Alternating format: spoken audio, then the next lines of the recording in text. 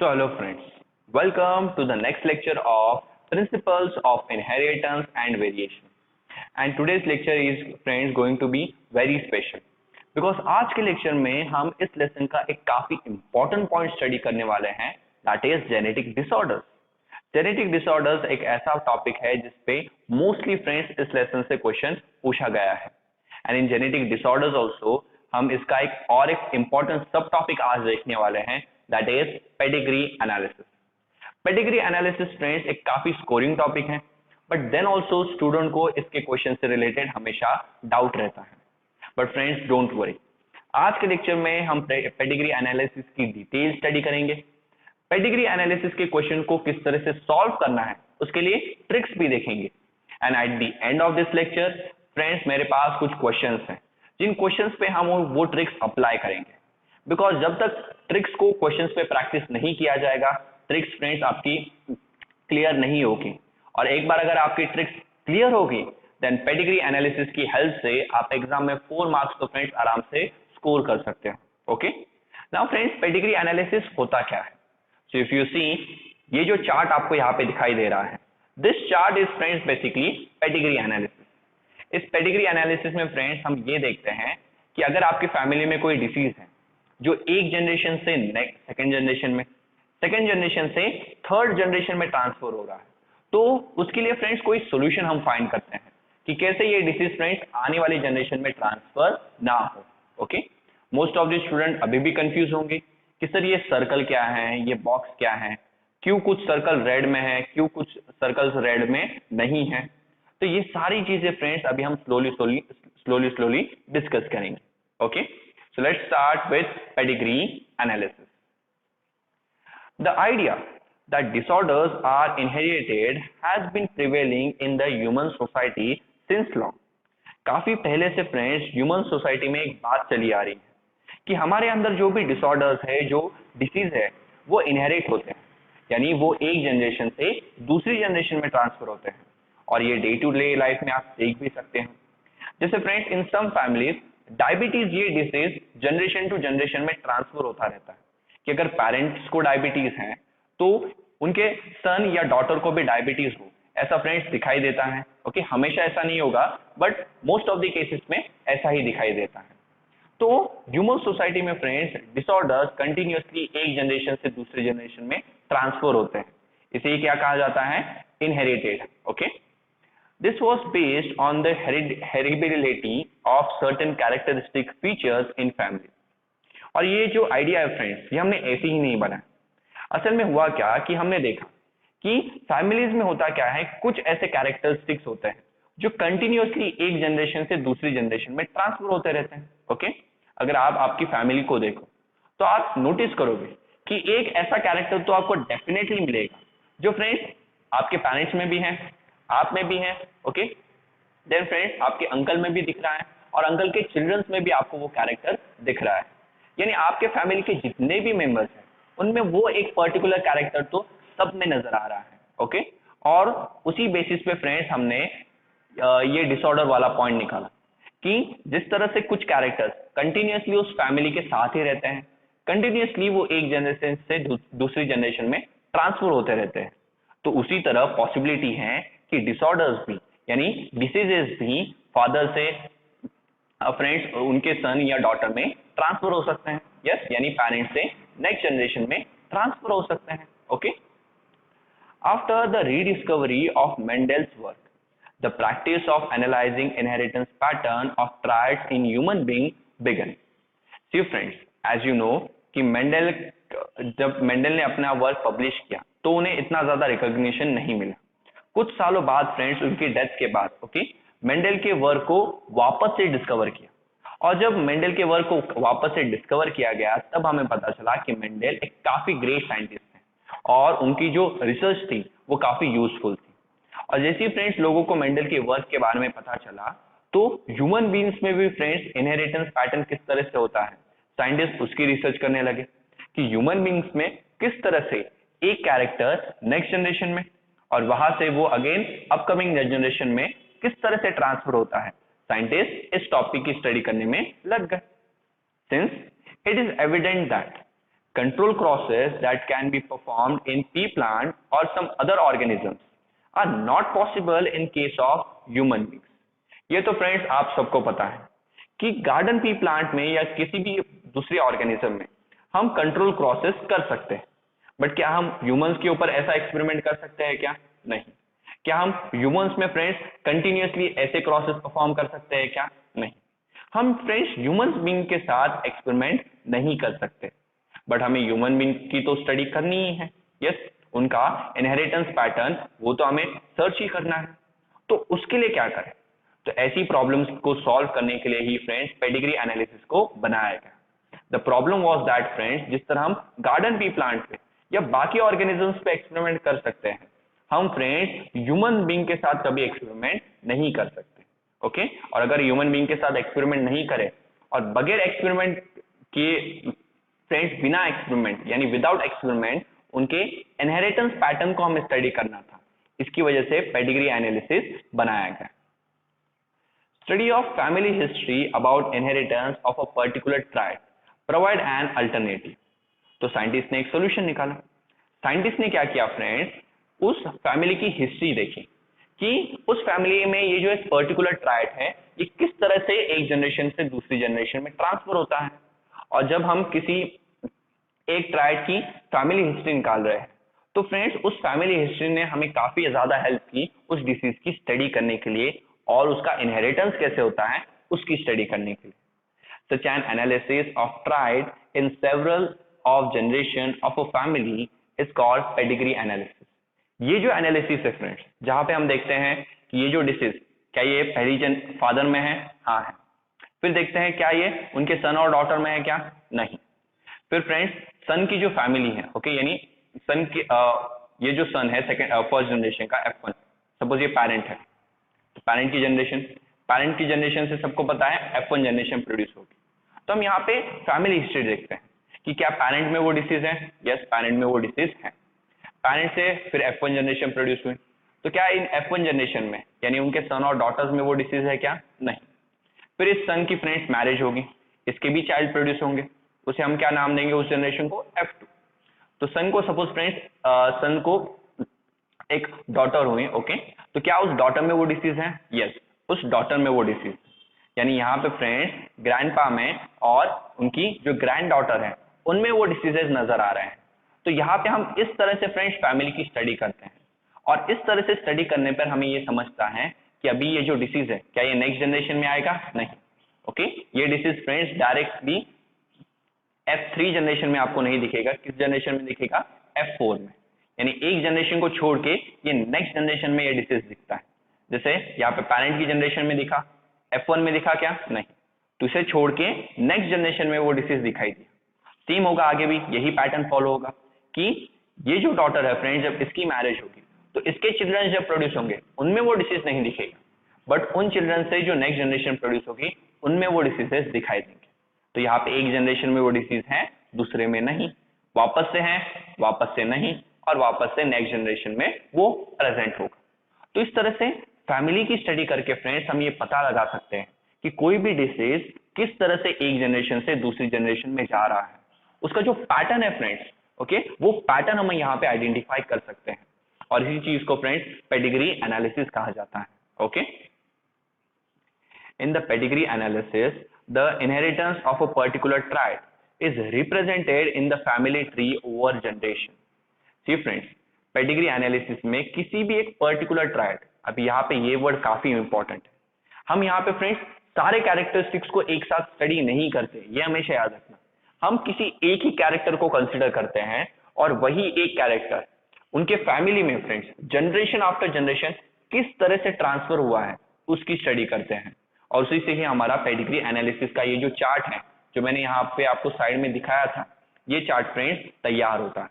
तो यहाँ पे हमने उनकी फर्स्ट जनरेशन, उसके बाद उनकी सेकेंड जनरेशन, फिर उस फैमिली की थर्ड जनरेशन, इन सबकी स्टडी की फ्रेंड्स, और सब में फ्रेंड्स किन किन में वो डिसीज है उन्हें फ्रेंड्स मार्क किया। ओके, अब हमारे पास ये पेडिग्री चार्ट आ गया है, तो इसमें हम फ्रेंड्स पैटर्न निकालते हैं और उससे पता लगाते हैं कि यहाँ पे ये जो थर्ड जनरेशन प्रोड्यूस हुई है, जब इनके चाइल्ड प्रोड्यूस होंगे या इनके चिल्ड्रंस प्रोड्यूस होंगे तो उनमें वो डिसीज होगा या नहीं।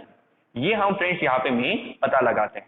This is the main purpose of pedigree analysis. Okay, main pedigree analysis का मेन पर्पस क्या होता है कि ये आइडेंटिफाई करना कि कोई डिसीज नेक्स्ट जनरेशन में प्रेजेंट होगा या नहीं। ओके, ये तो फ्रेंड्स अभी आप पेडिग्री एनालिसिस देखिए आप खुद बता सकते हो कि किसी फैमिली में ये जो एक पर्टिकुलर डिसीज है वो अपकमिंग चाइल्ड में प्रेजेंट होगा या नहीं। ये काफी इंटरेस्टिंग बात है। In human genetics, pedigree study provides a strong tool which is utilized to trace the inheritance of a specific trait, abnormalities or disease. See friends, pedigree analysis human genetics में एक काफी ज्यादा strong tool है because इसी pedigree की वजह से without experiment ये possible हो सका कि हम किसी एक particular trait को या किसी एक particular abnormality या किसी एक particular disease किस तरह से उस फैमिली के जनरेशन में ट्रैवल होता है या किस तरह से उस फैमिली के जनरेशन में वो इनहेरिट होता है यानी ट्रांसफर होता है, उसकी स्टडी कर पाए। Some of the important standard symbols used in pedigree analysis has been shown in the figure 5.13।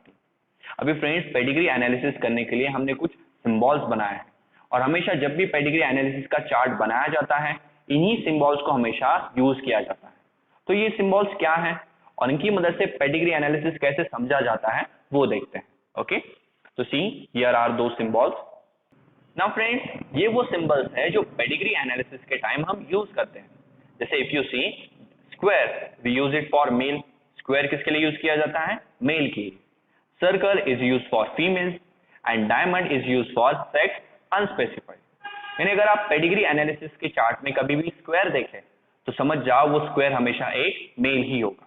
अगर आप कभी पेडिग्री चार्ट में सर्कल देखो तो सर्कल का मतलब क्या होगा कि वो हमेशा एक फीमेल ही होगी। बट जब डायमंड दिखाया गया है तो यहाँ पे फ्रेंड्स ऑफस्प्रिंग यानी चाइल्ड का जो सेक्स है वो हमें पता नहीं है, यानी हमें ये नहीं पता कि ये जो है ये एक मेल है या फिर ये एक फीमेल है या फिर फ्रेंड्स ये किसी थर्ड जेंडर को बिलोंग करता है, ये हमें नहीं पता। ओके, तो ये बेसिक 3 सिंबल्स तो आपके शायद से क्लियर हो गए। देन फ्रेंड्स इन्हीं सेम फिगर्स को हमने यहाँ पे कलर किया है। ओके, तो जब इन्हें कलर किया जाता है उसका मतलब क्या है? तो दे आर अफेक्टेड इंडिविजुअल्स, यानी इन सबको फ्रेंड्स किसी कोई पर्टिकुलर टाइप का डिसीज हुआ है या इनके अंदर किसी एक पर्टिकुलर टाइप का डिसऑर्डर प्रेजेंट है। तो जब भी आपको शो करना है कि द गिवन पर्सन इसके अंदर कोई डिसीज है या कोई डिसऑर्डर है तो हम क्या करते हैं, उसे कलर कर देते हैं। तो if you see a shaded figure, अगर आपको कभी भी शेडेड फिगर नजर आए दैट मीन्स फ्रेंड्स वो पर्सन अफेक्टेड है। अफेक्टेड का मतलब उसमें वो पर्टिकुलर डिसीज है। ओके, देन नेक्स्ट सिंबल, यहाँ पे फ्रेंड्स एक स्क्वायर है यानी कि मेल है, यहाँ पे एक सर्कल है यानी फीमेल है। अभी दोनों को फ्रेंड्स हमने एक सिंगल लाइन से ज्वाइंट किया है। इसका मतलब क्या है? तो इसका मतलब है फ्रेंड्स यहाँ पे मीटिंग हो रही है यानी उनकी मैरिज हो रही है। ओके, यहाँ पे एक फीमेल एक मेल के साथ मेट करेगी और उससे फ्रेंड्स उनके चिल्ड्रंस प्रोड्यूस होंगे।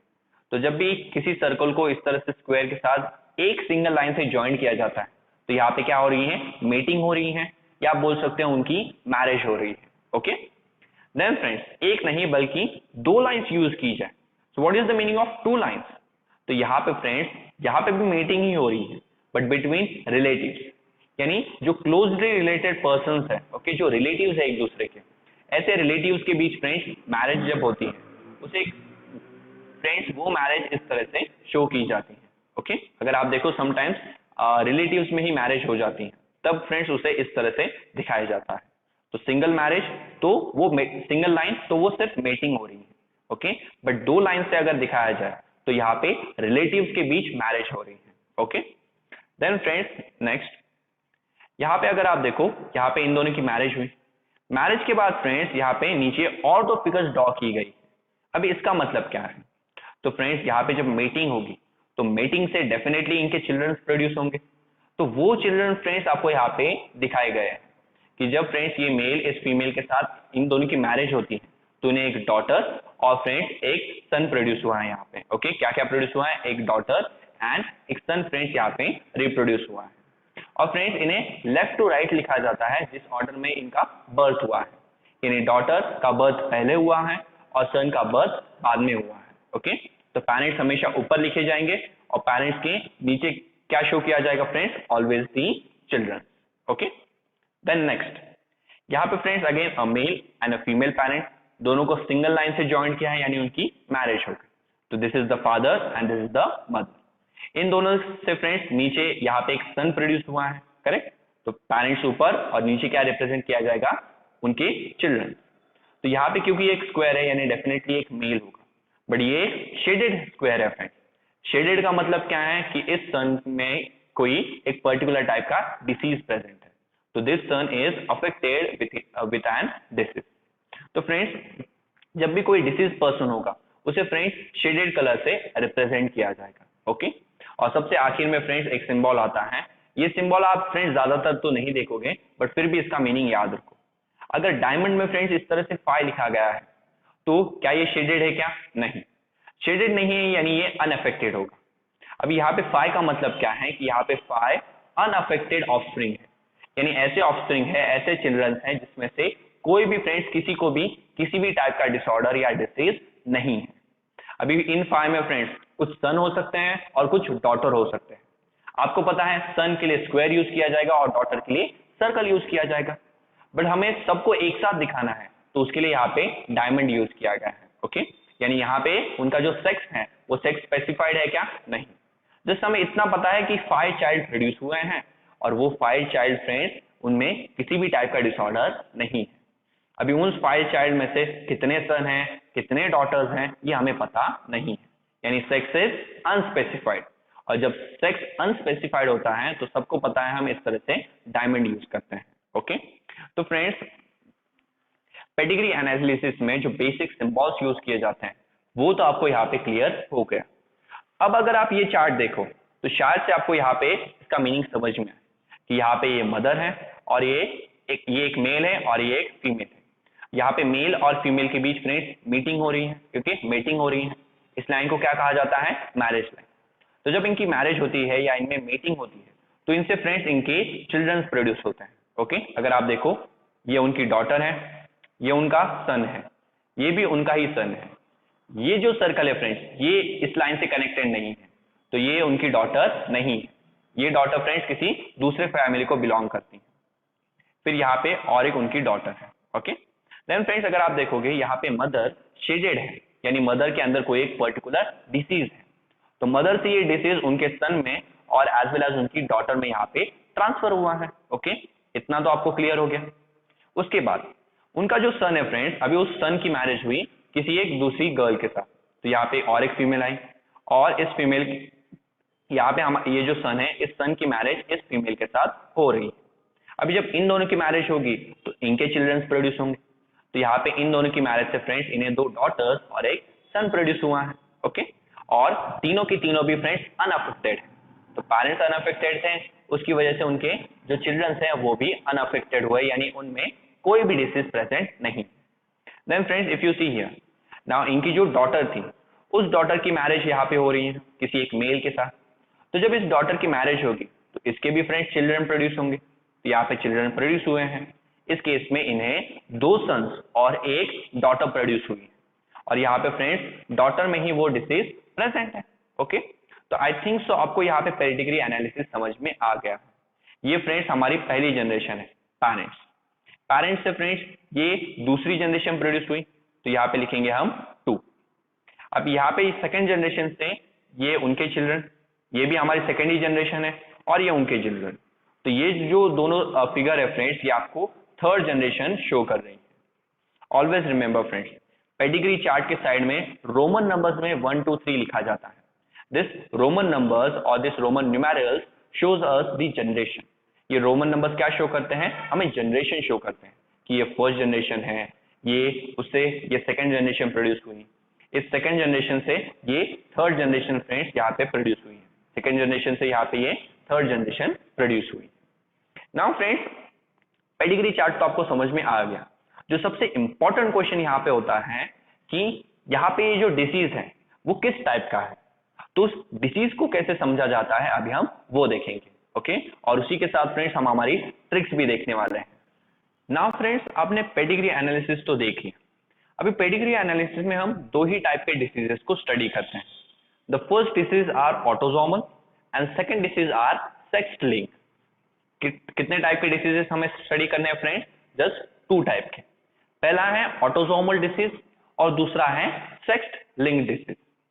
ऑटोसोमल डिसीजेस का मतलब होता है फ्रेंड्स, ये ऐसे डिसीज हैं जो ऑटोजोम्स की वजह से होते हैं। एज यू नो कि हम में 23 पेयर्स ऑफ क्रोमोसोम है। 23 पेयर्स में से 22 पेयर्स यानी फ्रेंड्स टोटल 44 क्रोमोसोम्स, इन्हें हम ऑटोजोम्स बुलाते हैं, जो हमारी बॉडी के फ्रेंड्स सारे कैरेक्टरिस्टिक्स को कंट्रोल करते हैं। और रिमेनिंग जो लास्ट पेयर है that is the 23rd pair, वो लास्ट पेयर फ्रेंड्स उसे हम सेक्स क्रोमोसोम बुलाते हैं, बिकॉज वो किसी ऑर्गेनिज्म का सेक्स डिसाइड करता है कि द गिवन ऑर्गेनिज्म मेल होगा या फीमेल। तो जो डिसीज ऑटोजोम्स की वजह से होते हैं उन्हें ऑटोजोमल कहा जाता है। जो डिसीजेस सेक्स क्रोमोसोम यानी एक्स और वाई क्रोमोसोम्स की वजह से होते हैं वैसे डिसीजेस को सेक्स लिंक डिसीजेस कहा जाता है। तो फ्रेंड्स जो डिसीजेस ऑटोजोम्स की वजह से होंगे दे आर ऑटोजोमल। तो ऑटोजोमल डिसीजेस को फ्रेंड्स किस तरह से आइडेंटिफाई किया जाता है और उनसे रिलेटेड कुछ बेसिक इंफॉर्मेशन यहाँ पे मैं दे रहा हूँ, बिकॉज ये बेसिक इंफॉर्मेशन अगर आपको पता नहीं होगी तो पेडिग्री एनालिसिस को सॉल्व करना is going to be very very difficult for you. तो ये जो इंफॉर्मेशन है फ्रेंड्स इसे हमेशा याद रखो, बिकॉज इसके बगैर ट्रिक का भी फ्रेंड्स कोई यूज नहीं है। अगर ये क्लियर नहीं होगा तो ट्रिक्स भी फ्रेंड्स आपको क्लियर नहीं होगी। नाउ ऑटोसोमल डिसीज में फ्रेंड्स दो टाइप है, autosomal recessive disease and autosomal dominant disease. या तो ऑटोसोमल डिसीज रिसेसिव होगा या फिर ऑटोसोमल डिसीज डोमिनेंट होगा। रिसेसिव का मतलब क्या है? रिसेसिव का यहाँ पे मतलब है फ्रेंड्स कि यहाँ पे दो टाइप की जीन्स होती, सॉरी दो टाइप की एलीज होगी, करेक्ट। एक होगी डोमिनेंट एंड एक होगी रिसेसिव। सो डोमिनेंट को हम कैपिटल ए से शो करते हैं एंड रिसेसिव को हम स्मॉल ए से शो करेंगे। ओके हमेशा फ्रेंड्स कैपिटल ए और स्मॉल ए ही यूज हो ऐसा जरूरी नहीं है। ये तो जस्ट मुझे एक बेसिक सा एग्जांपल आपको एक्सप्लेन करना है, इसलिए मैंने ये लिया है। ओके ऐसा कंपल्शन मत करो कि हमेशा कैपिटल ए डोमिनेंट होगा और स्मॉल ए हमेशा रिसेसिव होगा। ओके ये सिंबल्स आपको हर एक डिसीजेस के लिए यूज नहीं करने हैं। हर एक डिसीजेस के लिए हम अलग अलग डिफरेंट सिंबल्स यूज कर सकते हैं। ये जस्ट जनरल एक्सप्लेनेशन के लिए मैं यहाँ पे राइट डाउन करता हूँ। नाउ फ्रेंड्स यहाँ पे जो डिसीज है वो डिसीज असल में इस ए स्मॉल ए एली की वजह से होता है जो कि रिसेसिव है। ओके तो जब फ्रेंड्स रिसेसिव एलीज की वजह से डिसीज होता है तो उसे क्या कहा जाता है? Autosomal recessive. ओके और यहाँ पे ये जो हमारी कैपिटल ए है वो डोमिनेंट है। तो जो डोमिनेंट वाली एली है फ्रेंड्स वो नॉर्मल है, यानी अगर ये किसी ऑर्गेनिज्म में प्रेजेंट है तो इसकी वजह से उस ऑर्गेनिज्म में डिसीज होने वाला नहीं है। ओके अभी फ्रेंड्स यहाँ पे दो एलीज हैं, तो दो एलीज कंबाइन होकर कितने कॉम्बिनेशन प्रोड्यूस कर सकती हैं? सबको पता है हमेशा 3 कॉम्बिनेशन ही प्रोड्यूस होंगे। एक है कैपिटल ए, देन दूसरा है स्मॉल ए और थर्ड वन होता है कैपिटल ए एंड स्मॉल ए। यही 3 कॉम्बिनेशन फ्रेंड्स दो एलीज की मदद से प्रोड्यूस हो सकते हैं। अगर आपका जीनोटाइप फ्रेंड्स कैपिटल ए है तो क्या आप में डिसीज होगा क्या फ्रेंड्स? डेफिनेटली नो, तो वो ऑर्गेनिज्म नॉर्मल होगा। सेकेंड केस, सपोज एक कैपिटल ए वाली जीन है और एक स्मॉल ए वाली जीन है, तो फ्रेंड्स ऐसे केस में आपको पता है कैपिटल ए डोमिनेंट होता है, तो डोमिनेंट क्या करेगा? इस रिसेसिव जीन को एक्सप्रेस होने देगा क्या? नहीं। तो यहाँ पे सिर्फ कैपिटल ए वाली जीन ही एक्सप्रेस होगी। और कैपिटल ए वाली जीन कैसे होती है? नॉर्मल। तो वो जो पर्सन होगा फ्रेंड्स वो नॉर्मल होगा। Okay but friends as you know क्या law of dominance universally applicable है क्या? नहीं। तो हर जगह फ्रेंड्स डोमिनेंट जीन अपना पूरा इफेक्ट नहीं शो कर सकती। कुछ केस में होता क्या है? इनकम्प्लीट डोमिनेंस दिखता है। तो उस केस में फ्रेंड्स ये जो कैपिटल ए वाली डोमिनेंट जीन है ये स्मॉल ए जो रिसेसिव जीन है उसे पूरी तरह से सप्रेस यानी उसके कैरेक्टर को पूरी तरह से दबा नहीं पाती, इसलिए स्मॉल ए यानी जो डिसीज वाली जीन है वो भी थोड़ी सी एक्सप्रेस होती है। यस तो फ्रेंड्स पर्टिकुलर कंडीशंस में इस पर्सन में आपको वो डिसऑर्डर दिख सकता है, जैसे कि sickle cell anaemia. Sickle cell anaemia वाले जो पर्सन्स होते हैं वो नॉर्मल कंडीशन में तो फ्रेंड्स नॉर्मल लोगों की तरह ही बिहेव करते हैं, बट जब ऑक्सीजन की डेफिशिएंसी होने लगती है तो उनके जो रेड ब्लड सेल्स है वो सिकल शेप के हो जाते हैं। करेक्ट। तो फ्रेंड्स कुछ ही कंडीशंस में उन पर्सन्स में वो डिसीज दिखता है, ऐसे पर्सन्स को क्या कहा जाता है? कैरियर। ओके कैरियर्स में फ्रेंड्स जरूरी नहीं हमेशा वो डिसीज हो। ओके कुछ पर्टिकुलर डिसीज, कुछ डिसीजेस ऐसे होते हैं जो कैरियर्स में दिखाई देते हैं और कुछ डिसीजेस ऐसे होते हैं जो कैरियर्स में दिखाई नहीं देते, जैसे sickle cell anaemia. Sickle cell anaemia friends normal conditions में कैरियर्स में दिखाई नहीं देगा, बट किसी पर्टिकुलर कंडीशंस में ही सिकल सेल एनीमिया उनमें दिखाई देता है। तो ये हमेशा याद रखो। इन्हें कैरियर क्यों कहा जाता है? कैरियर इसलिए फ्रेंड्स, क्या ये वो डिसीज वाली जीन को अपने साथ कैरी कर रही है? हाँ, तो दैट्स वाई ऐसे पर्सन को या ऐसे ऑर्गेनिजम्स को कैरियर कहा जाता है कि ये जो डिसीज वाली एली है स्मॉल ए, ये अपने अंदर कैरी कर रही है और इनसे ये जो एली है फ्रेंड्स ये नेक्स्ट जनरेशन में ट्रांसफर होगी, इसलिए इन्हें कैरियर कहा जाता है। तो हमेशा याद रखो, होमोजाइगस कंडीशन और हेट्रोजाइगस कंडीशन, दोनों ही कंडीशन में फ्रेंड्स रिसेसिव डिसऑर्डर्स को तो दिख ही नहीं सकते। हमेशा याद रखो, a very very very important है ये फ्रेंड्स। यहाँ पे दोनों एलीज सेम है तो इसे होमोजाइगस कंडीशन कहा जाता है, ये आपको पता है। यहाँ पे दोनों एलीज डिफरेंट है तो इसे हेट्रोजाइगस कंडीशन कहा जाता है। तो होमोजाइगस एंड हेट्रोजाइगस कंडीशन में क्या रिसेसिव डिसऑर्डर्स कभी दिख सकते हैं? नो, रिसेसिव डिसऑर्डर्स हमेशा फ्रेंड्स होमोजाइगस कंडीशन में ही दिखेंगे जब दोनों भी जीन रिसेसिव हो। ओके, अगर आप होमोजाइगस डोमिनेंट हो उस केस में आप में रिसेसिव डिसऑर्डर दिख ही नहीं सकता। जैसे यहाँ पे ये होमोजाइगस है तो ये होमोजाइगस बट डोमिनेंट होमोजाइगस है, इसलिए इसमें डिसऑर्डर दिखेगा क्या? नहीं। यहाँ पे ये हेट्रोजाइगस है, हेट्रोजाइगस में भी फ्रेंड्स रिसेसिव डिसीज दिख सकता है क्या? नहीं। रिसेसिव डिसीज कब दिखेगा? जब आप होमोजाइगस तो हो बट होमोजाइगस रिसेसिव हो, यानी आपके पास दोनों भी डिसीज वाली जीन है। उसी केस में फ्रेंड्स जो गिवन पर्सन है वो अफेक्टेड है। तो इससे होगा ये फ्रेंड्स कि अगर आपको पता है कि कोई डिसऑर्डर रिसेसिव है और उसमें आपके पास एक अफेक्टेड इंडिविजुअल है, यानी इस तरह से स्क्वायर बना है, जो स्क्वायर फ्रेंड्स शेड किया गया है, तो आपको पता है डिसीज रिसेसिव है। डिसीज रिसेसिव है यानी अगर इस पर्सन के पास डिसीज है तो इसके पास दोनों रिसेसिव वाली जीन चाहिए। तो आपको समझ में आ जाएगा कि ये जो मेल यहाँ पे है इसके पास दोनों स्मॉल ए वाली जीन प्रेजेंट है। तो इस पर्सन का जो जीनोटाइप है वो जीनोटाइप भी फ्रेंड्स आप यहाँ पे आइडेंटिफाई कर सकते हैं। उसके लिए आपको क्या पता होना चाहिए कि इसके अंदर जो डिसीज हुआ है वो रिसेसिव है या फिर डोमिनेंट। ऐसी ही टाइप के क्वेश्चन फ्रेंड्स एग्जाम में पूछे जाते हैं, इसलिए मैं इसे इतना डिटेल में एक्सप्लेन कर रहा हूँ। बिकॉज अगर आप इसमें कंफ्यूजन हो गए, यहाँ के पॉइंट्स को छोड़ दिया तो there is no use of tricks. Okay, तो ये तो आपको क्लियर हो गया। नाउ फ्रेंड्स, ये जो ऑटोसोमल रिसेसिव डिसऑर्डर है ये आपको मेल्स में एज वेल एज फीमेल्स ये दोनों में दिखाई देगा। क्यों? बिकॉज फ्रेंड्स मेल्स और फीमेल्स क्या दोनों के पास ऑटोसोम्स होते हैं? होते हैं। क्या ये डिसीज ऑटोसोम्स की वजह से ही कॉज होते हैं? यस। तो जिन जिन के पास ऑटोसोम्स होंगे उनमें ये डिसीजेस दिखाई देंगे। ऑटोसोम्स मेल एंड फीमेल दोनों के पास होते हैं, इसलिए ये डिसीजेस दोनों में दिखाई देते हैं। Now friends, autosomal recessive disorders के कुछ एग्जांपल हैं, जैसे sickle cell anaemia, it is also autosomal recessive. Thalassemia, it is also autosomal recessive. Phenylketonuria, जिसे हमने प्लियोट्रोपी में सीखा था और अपकमिंग लेक्चर्स में और डिटेल में स्टडी करेंगे, ये भी ऑटोसोमल रिसेसिव है। देन फ्रेंड्स, एल कैप्टोन्यूरिया, ये भी ऑटोसोमल रिसेसिव है। Albinism, this is also autosomal recessive. And sciatic fibrosis, ये भी फ्रेंड्स ऑटोसोमल रिसेसिव है। नाउ इन सारे 6 एग्जांपल्स को आपको याद नहीं रखना है, आपको याद रखना है फ्रेंड्स जस्ट ये 4 किए हुए एग्जांपल, बिकॉज यही एग्जांपल हमारी एनसीईआरटी टेक्स्ट बुक में है और ये question friends previous year question है। आप प्रीवियस ईयर के क्वेश्चन पेपर निकाल के चेक करो कि ये क्वेश्चन पूछा ही जाता है कि ये जो डिसीजेस हैं ये ऑटोसोमल रिसेसिव हैं या ऑटोसोमल डोमिनेंट।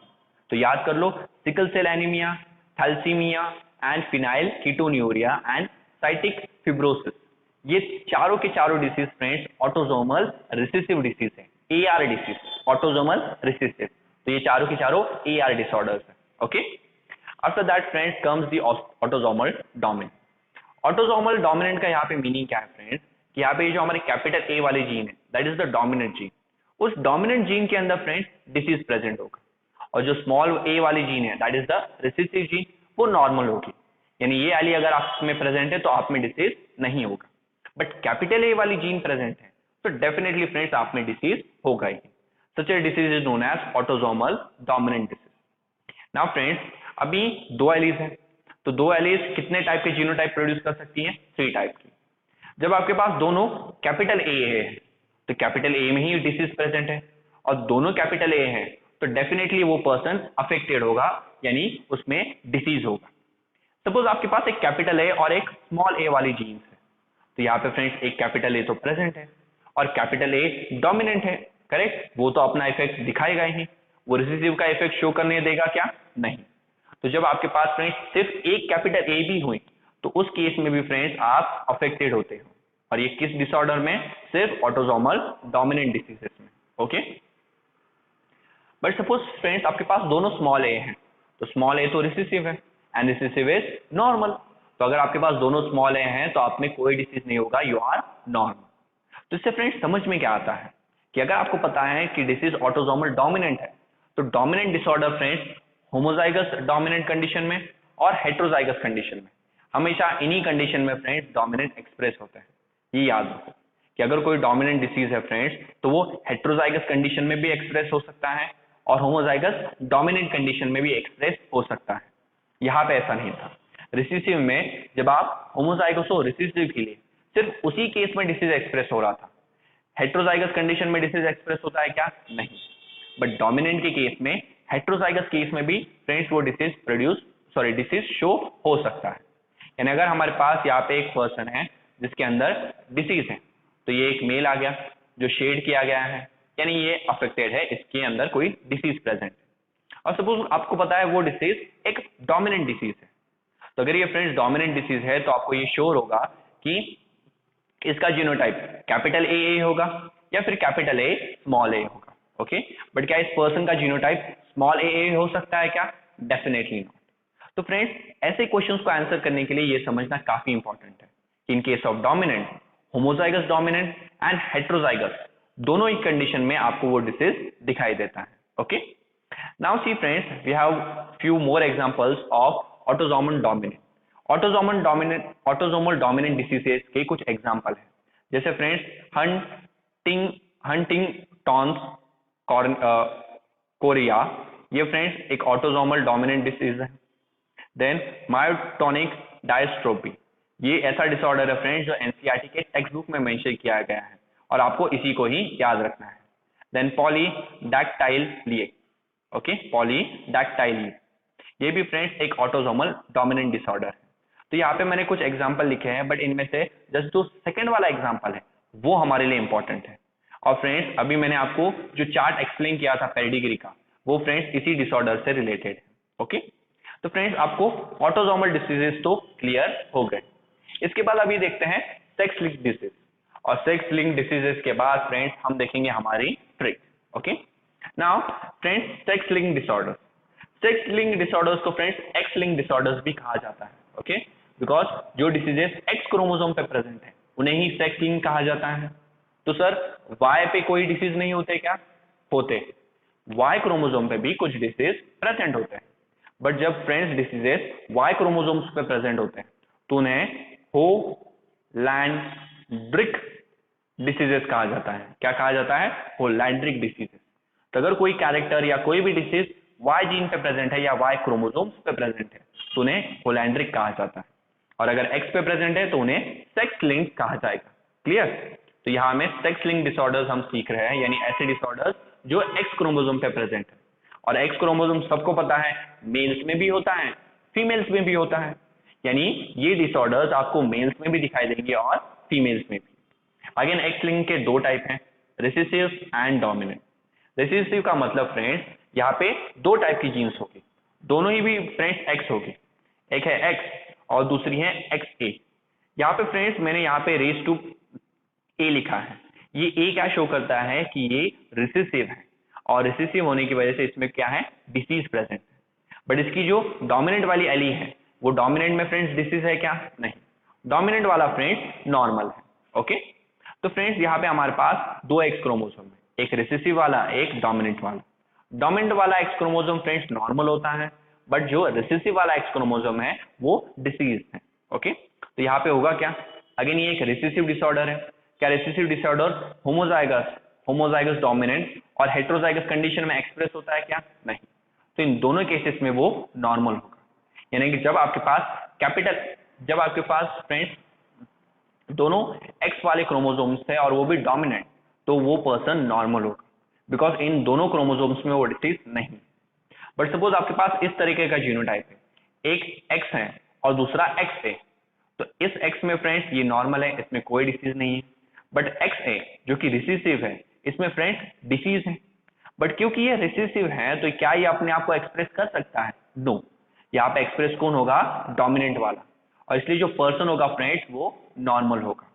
बट ऐसे नॉर्मल पर्सन को क्या कहा जाता है? कैरियर कहा जाता है। रीजन, इसके अंदर वो डिसीज प्रेजेंट नहीं है, he is normal. Okay, sorry, not ही, ये शी होगा, 2 X क्रोमोसोम है तो शी।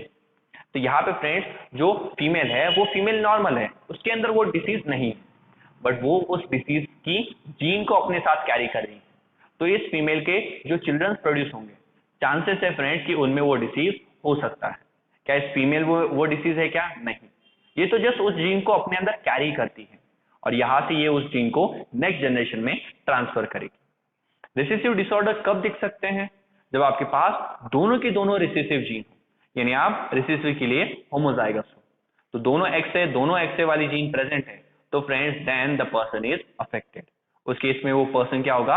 अफेक्टेड होगा। तो फीमेल्स में फ्रेंड्स जब दोनों एक्स वाली जीन्स प्रेजेंट हो तभी वो पर्सन अफेक्टेड हो सकता है। यानी अगर आपके पास एक फीमेल है जो अफेक्टेड है और आपको पता है कि ये एक रिसेसिव डिसीज है, ओके, तो इसका जो जीनोटाइप है, क्या वो जीनोटाइप भी आपको पता चल जाएगा? करेक्ट, वो जीनोटाइप क्या होगा? XAX है। सेम चीज फ्रेंड्स मेल्स में भी हो सकती है। करेक्ट, मेल्स के पास भी फ्रेंड्स X क्रोमोसोम प्रेजेंट होता है। तो सपोज फ्रेंड्स अगर आपके पास एक X क्रोमोसोम है और एक Y क्रोमोसोम है, अभी ये X डोमिनेंट वाला क्रोमोसोम है, तो इसके अंदर डिसीज होता है क्या? नहीं। तो ये वाला जो फ्रेंड्स मेल होगा वो नॉर्मल होगा। ओके, बट यहाँ पे सपोज आपके पास एक XA जीन प्रेजेंट है और उसके साथ Y जीन प्रेजेंट है, तो XA फ्रेंड्स रिसेसिव है, बट रिसेसिव के साथ फ्रेंड, तो क्या यहाँ पे रिसेसिव एक्सप्रेस हो सकता है? डेफिनेटली, बिकॉज फ्रेंड्स रिसेसिव को सप्रेस करने के लिए इसके साथ आपको एक डोमिनेंट X लगेगा। Y फ्रेंड्स इस रिसेसिव को सप्रेस नहीं कर सकता, तो क्योंकि यहाँ पे और एक डोमिनेंट वाला X प्रेजेंट नहीं है, तो क्योंकि सिर्फ एक ही रिसेसिव जीन है, फिर भी ये यहाँ पे फ्रेंड्स एक्सप्रेस होगी और जो मेल होगा वो अफेक्टेड होगा। आपने यहाँ पे फ्रेंड्स ऊपर देखा है, यहाँ पे भी सिर्फ एक ही रिसेसिव वाली जीन थी, बट इस रिसेसिव के साथ इसका जो डोमिनेंट वाला टाइप है वो भी प्रेजेंट था, इसलिए ये एक्सप्रेस नहीं हो पाई। बट यहाँ पे भले ही एक ही रिसेसिव जीन है, बट इसे सप्रेस करने वाला फ्रेंड्स कोई डोमिनेंट X जीन है क्या? नहीं।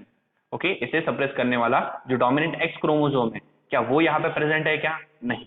इसलिए उस पर्सन में ये डिसीज दिखेगा और वो पर्सन अफेक्टेड होगा। क्लियर? तो ये वो जीनोटाइप है फ्रेंड जिससे आप पता लगा सकते हो कि X लिंक रिसेसिव डिसऑर्डर कब नॉर्मल है और कब अफेक्टेड है। अगर आपके पास कोई X लिंक अफेक्टेड पर्सन है तो उसका जीनोटाइप आइदर ये होगा या फिर ये होगा। फीमेल है तो जीनोटाइप ये होगा, मेल है तो जीनोटाइप ये होगा। Now friends X linked recessive disorders के भी एग्जांपल देखते हैं, जैसे कि haemophilia, colour blindness and DMD। इसमें से फ्रेंड्स आपको ये सारे चारों के चारों याद नहीं रखने हैं, जो जस्ट मैंने स्टार किए हैं वही याद रखने हैं, because these are few names जो हमारे फ्रेंड्स NCERT टेक्स्ट बुक में है, और ये वो नाम भी है फ्रेंड्स जिसपे most of the time previous year question पूछे गए हैं।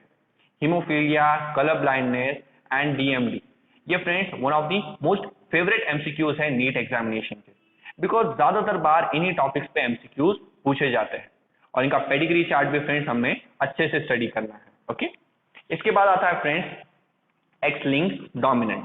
X लिंक डोमिनेंट का शॉर्ट फॉर्म क्या होगा? XD।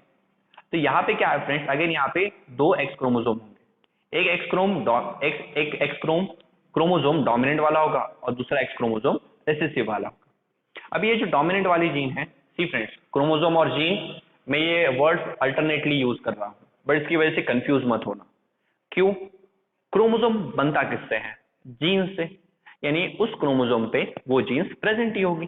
तो जब मैं जीन्स की बात कर रहा हूं यानी मैं क्रोमोसोम बोल रहा हूं, क्रोमोसोम की बात कर रहा हूं यानी जीन, दोनों वन एंड दी सेम ही है। ये हमने फ्रेंड्स प्रीवियस लेक्चर में देखा है। हमने प्रीवियस लेक्चर में एक टेबल स्टडी किया था जहां पे क्रोमोसोम और जीन की प्रॉपर्टीज लिखी थी और दोनों प्रॉपर्टीज एग्जैक्टली एक दूसरे को सेम थी। तो जब भी फ्रेंड्स मैं जीन या क्रोमोसोम बोलूं, दोनों का मतलब सेम ही है, बिकॉज काफी सारी जीन्स एक साथ आके ही एक क्रोमोसोम को बनाती हैं। ओके, तो सपोज हमारे पास फ्रेंड्स डोमिनेंट वाली X जीन है तो उसके अंदर वो डिसीज प्रेजेंट होगा, और जो रिसेसिव वाली है तो रिसेसिव को कैसे दिखाते हो? XA से। सी फ्रेंड्स यहाँ पे हम दोनों के लिए भी कैपिटल लेटर्स यूज करते हैं। कैपिटल और स्मॉल लेटर्स यहाँ पे सेक्स लिंक डिसऑर्डर्स में यूज नहीं किए जाते। इसलिए जो रिसेसिव है उसे स्मॉल लेटर्स से नहीं बल्कि XA इस तरह से रिप्रेजेंट किया जाता है। तो ये जो रिसेसिव वाली जीन है, क्या इसमें डिसीज है क्या फ्रेंड्स? नहीं, ये फ्रेंड्स नॉर्मल होगी। क्या होगी ये? This will be normal. तो अभी देखते हैं फ्रेंड्स, ये जो डोमिनेंट है, तो डोमिनेंट के लिए फ्रेंड्स आपका जीनोटाइप क्या हो सकता है जिस केस में आप अफेक्टेड होंगे। तो अगर आपके पास दोनों डोमिनेंट जीन है देन यू आर अफेक्टेड। अगर आपके पास सिर्फ एक डोमिनेंट भी हुई तब भी फ्रेंड्स आप अफेक्टेड हो। जैसे कि मैंने कहा था कि अगर कोई भी डोमिनेंट फ्रेंड्स डिसऑर्डर है तो वो होमोजाइगस डोमिनेंट कंडीशन में as well as heterozygous condition में। हेट्रोजाइगस कंडीशन में यानी जब दोनों एलील डिफरेंट हो, उन दोनों भी कंडीशन में डोमिनेंट डिसीज उस पर्सन में दिख सकता है। तो आइदर आपका जीनोटाइप ये हो या फिर ये हो, डोमिनेंट डिसीज फ्रेंड्स आप में जरूर दिखेगा। ओके, बट सपोज आपके पास दोनों रिसेसिव जीन है, तो रिसेसिव जीन में फ्रेंड्स वो डिसऑर्डर तो प्रेजेंट नहीं है, तो दोनों रिसेसिव जीन होगी तब आप नॉर्मल। यानी अगर आपके पास एक पेडिग्री चार्ट है, आपको पता है कि वो pedigree chart dominant disorder show कर रहा है, वो pedigree chart dominant disorder show कर रहा है, और सपोज आपके पास फ्रेंड्स एक ऐसी फीमेल है जिसकी एक सर्कल, क्या सर्कल शेडेड है क्या? नहीं। क्या ये सर्कल शेडेड है? यस और no? No. If the circle is not shaded यानी इसमें डिसीज नहीं है। और ये जो सर्कल है फ्रेंड्स, आपको पता है ये एक ऐसे पेडिग्री चार्ट से आया है जहाँ पे डोमिनेंट डिसऑर्डर है, और अगर ये शेडेड नहीं है, अगर इसमें डिसीज नहीं है, तो इसके पास दोनों जो जीन्स होगी वो कैसी होगी? रिसेसिव। ये आप बता सकते हो। A very very important line. एक बार शॉर्ट में वापस से रिपीट करता। एक पेडिग्री चार्ट था हमारे पास, उस पेडिग्री चार्ट में हमें पता है कि जो गिवन डिसीज है वो क्या है? डोमिनेंट। और उसी पेडिग्री चार्ट में एक सर्कल बना है, जो सर्कल फ्रेंड शेडेड है क्या? नहीं। तो क्योंकि वो सर्कल शेडेड नहीं था तो हमें पता चला कि वो अफेक्टेड नहीं होगा, वो क्या होगा? नॉर्मल। और फ्रेंड्स एक्स लिंक डोमिनेंट में अगर कोई फीमेल नॉर्मल है तो उसका जीनोटाइप यही हो सकता है, करेक्ट? तो इस तरह से आपको इस फीमेल का जीनोटाइप यानी इसके पास जो जीन्स है वो भी पता चल जाएगी। याद रखो फ्रेंड्स, पेडिग्री एनालिसिस में जरूर नहीं हमेशा क्वेश्चन पूछा जाए कि ये एक्स लिंक डोमिनेंट है क्या x link recessive, autosomal dominant है या ऑटोसोमल रिसेसिव। हमेशा इस टाइप का क्वेश्चन नहीं पूछा जाता। समटाइम्स फ्रेंड्स जो ऑफस्प्रिंग है या जो पेरेंट है उनके अंदर किस टाइप की जीन्स प्रेजेंट होती हैं, ये भी क्वेश्चन फ्रेंड्स पूछा गया है, पर स्टूडेंट इसके लिए प्रिपेयर्ड ही नहीं होते हैं और ऐसे क्वेश्चन में वो अपने मार्क्स लूज कर देते हैं। बट जब हम ट्रिक एक्सप्लेन करेंगे तो वहां पे फ्रेंड्स में जो जीनोटाइप है वो जीनोटाइप भी आपको दिखा दूंगा कि किस तरह से पेरेंट्स का जीनोटाइप आइडेंटिफाई किया जाता है। ओके, नाउ बात करते हैं मेल्स में। मेल्स में फ्रेंड्स अब यहाँ पे तो एक ही एक्स फ्रेंड्स जीन होती, तो अगर आपके पास डोमिनेंट वाली जीन है तो आप अफेक्टेड हो, रिसेसिव वाली जीन है तो आप नॉर्मल। तो मेल्स वाला केस तो काफी सिंपल था कि अगर डोमिनेंट डिसऑर्डर पता है, यस, कि सपोज एक पेडिग्री चार्ट है, उस पेडिग्री चार्ट में ऐसा एक स्क्वायर बना है, अभी मुझे पता है ये पेडिग्री चार्ट डोमिनेंट वाला है, ओके, वहां पे गिवन नहीं होगा, हम फाइंड करेंगे। कैसे फाइंड करना है उसकी भी ट्रिक है। तो ट्रिक की मदद से हमने फाइंड किया कि जो गिवन पेडिग्री चार्ट था वो डोमिनेंट डिसीज के लिए, डोमिनेंट किसी या सेक्स एक्स लिंक डोमिनेंट है, तो एक्स लिंक डोमिनेंट में इस तरह से एक स्क्वायर प्रेजेंट है, यानी ये एक अफेक्टेड मेल है, और अफेक्टेड मेल का जीनोटाइप क्या होगा फ्रेंड्स? यही होगा, करेक्ट? तो इस तरह से फ्रेंड्स आप ये पता लगा सकते हैं। नाउ एक्स लिंक डोमिनेंट के कुछ एग्जांपल्स आपको यहाँ पे गिवन है, ओके, तो ये यहाँ पे हमारे पास ये दो एग्जांपल है। नाउ फ्रेंड्स इन एग्जांपल्स पे कोई क्वेश्चंस तो पूछे नहीं गए अब तक, बट देन ऑल्सो याद रखिए बिकॉज पॉसिबिलिटी है कि इन पे क्वेश्चन पूछे जा सकते हैं। ओके, तो ये हमारे पॉसिबल क्वेश्चन से आते हैं, बिकॉज मैंने आपको बताया था कि मैं यहाँ पे इन वीडियोस में प्रीवियस ईयर क्वेश्चंस भी डालूंगा एंड विद दैट ऐसे क्वेश्चंस भी पुट करूंगा या ऐसी इंफॉर्मेशन भी आपको दूंगा जिन पे पॉसिबली क्वेश्चन पूछे जा सकते हैं। ओके, तो फ्रेंड्स अभी आपको x link disorders and autosomal disorders I think so clear हो चुके हैं। अभी फ्रेंड्स हम इनसे रिलेटेड ट्रिक को डिस्कस करते हैं। क्या डिस्कस करते हैं? ट्रिक डिस्कस करते हैं। So hello friends, now friends अब हम पेडिग्री एनालिसिस को सॉल्व कैसे किया जाए उससे रिलेटेड ट्रिक्स को देखने वाले हैं, और उन ट्रिक्स को फ्रेंड्स आज हम यहाँ पे कुछ क्वेश्चंस पे अप्लाई भी करेंगे, बिकॉज जब ट्रिक्स को क्वेश्चंस पे अप्लाई किया जाता है तो ट्रिक्स आपकी क्लियर होती है, और जैसी ट्रिक्स क्लियर हो जाएगी तो पेडिग्री एनालिसिस का ये जो टॉपिक है ये भी आपका क्लियर हो जाएगा। एंड आप इससे रिलेटेड कभी भी अगर कॉम्पिटिटिव एग्जाम में क्वेश्चन पूछा जाए तो 4 मार्क्स तो फ्रेंड्स आपके गारंटीड है। ओके, तो सी फ्रेंड्स यहाँ पे सिर्फ 2 ही सिंपल ट्रिक्स हैं और 2 ट्रिक्स में question solve. Okay, just 2 tricks and your question will be solve. तो अभी टाइम वेस्ट नहीं करते हैं और दोनों ट्रिक समझते हैं। The first trick is, see friends, जैसे ही आपके सामने पेडिग्री चार्ट आएगा, okay, the first thing you have to check is affected individuals in each generation. क्या हर जनरेशन में, यानी first generation, second generation, third generation, क्या हर एक जनरेशन में कोई ना कोई इंडिविजुअल अफेक्टेड है, यानी कोई ना कोई सन और डॉटर अफेक्टेड है या नहीं? अगर इस क्वेश्चन का आंसर, ये क्वेश्चन है फ्रेंड्स, अगर इस क्वेश्चन का आंसर यस आता है कि फर्स्ट जनरेशन में भी डिसीज पर्सन है, सेकंड जनरेशन में भी डिसऑर्डर है, थर्ड जनरेशन में भी डिसऑर्डर है, यानी हर एक जनरेशन में वो डिसीज प्रेजेंट है, तो डेफिनेटली फ्रेंड्स वो डोमिनेंट होगा। डेफिनेटली आप जो पेडिग्री चार्ट देख रहे हो वो एक डोमिनेंट डिसऑर्डर का है। ओके, बट जैसे ही आप डोमिनेंट बोलते हो तो इसके बाद नेक्स्ट क्वेश्चन आता है, सर ये डोमिनेंट ऑटोसोमल होगा या डोमिनेंट सेक्स लिंक्ड होगा? तो इसका भी फ्रेंड्स आंसर इजी है। सी, अगर वो डिसीज ऑटोसोमल है तो वो डॉटर्स और सन दोनों में प्रेजेंट होगा। ओके, अगर वो डिसीज ऑटोसोमल डोमिनेंट है तो वो फ्रेंड्स डॉटर और सन दोनों में प्रेजेंट होगा, यहाँ पे किसी भी टाइप का पैटर्न नहीं बनेगा। बट अगर वो डोमिनेंट एक्स लिंक्ड है, एक्स लिंक्ड में क्या होता है, ये काफी इंपॉर्टेंट है। एक्स लिंक्ड डिसीजेस में फ्रेंड्स डिसीज फादर से डॉटर में जाता है, फादर से वो सन में ट्रांसफर नहीं होगा। D for daughter, S for son. X linked dominant disorders जो होते हैं, या friends X linked recessive, dominant हो या रिसेसिव, जो भी एक्स लिंक्ड या सेक्स लिंक्ड डिसऑर्डर्स होते हैं, हमेशा वो डिसीज फादर से डॉटर में ही ट्रांसफर होता है। और अगर डिसीज मदर में है तो मदर से वो डिसीज फ्रेंड्स सन में ट्रांसफर होगा, कभी डॉटर में ट्रांसफर नहीं होगा।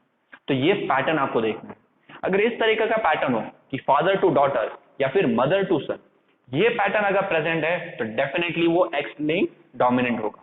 बट ये पैटर्न प्रेजेंट नहीं है, बल्कि डॉटर और सन दोनों में डिसीज जा रहा है, यानी फादर से डिसीज डॉटर में भी ट्रांसफर हो रहा है और सन में भी, या मदर में डिसीज है और मदर से डिसीज डॉटर और सन दोनों में ट्रांसफर हो रहा है, तो कोई पैटर्न बन रहा है क्या? नहीं।